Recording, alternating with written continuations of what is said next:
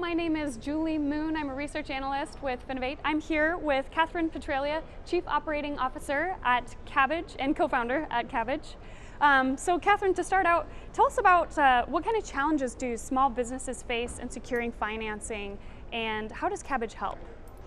The biggest challenge that small businesses have is getting access to capital, largely because businesses seeking less than $250,000 to $500,000 have a hard time getting it from a bank.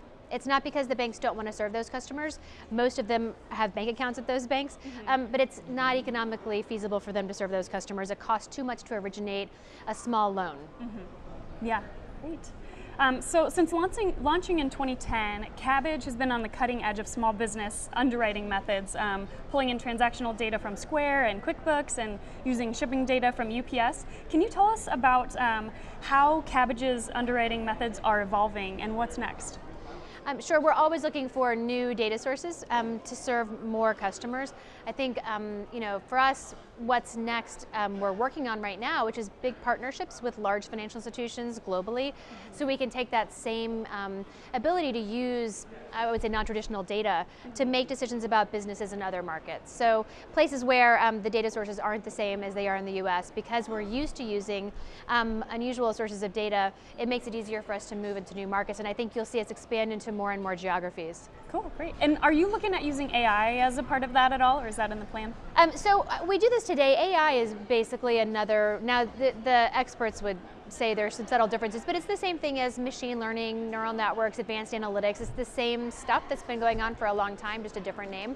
And we do use those methods for building new models and for identifying attributes that are useful and meaningful, and we'll continue to do that. We really believe that the use of advanced analytics democratizes access to capital for small businesses because it removes the inherent human biases from that process. Very good. Okay. So Kabbage is known for its unique laid-back culture in fintech, but it's also one of the fastest growing companies in the US. How do you keep that culture alive? We really are committed to it. I think part of it, Rob, my co-founder, and I, we still interview most everyone who works for the company, not because I know if they're going to be a good data scientist. We have other people who can figure that out better than we can.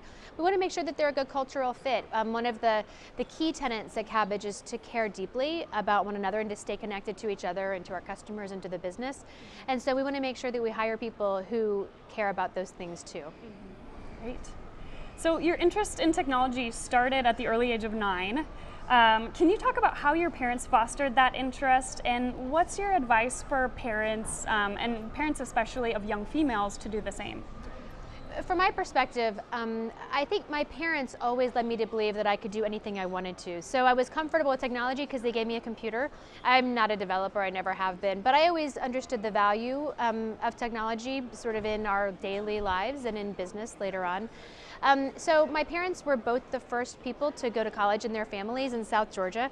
So they worked really hard to be, my mom's a PhD, my father's an attorney, and they put themselves through school. And to me, that taught me that you can work really hard and achieve whatever you want to, no matter whether you're a man or a woman, or wherever you're from, whatever your ethnicity or anything else. And so I think that was a really important lesson that I learned from them, and I'm really grateful for that. Definitely, great. Well, Kathryn, thank you so much for taking the time, and we're looking forward to what comes next with Kabbage. Thank you.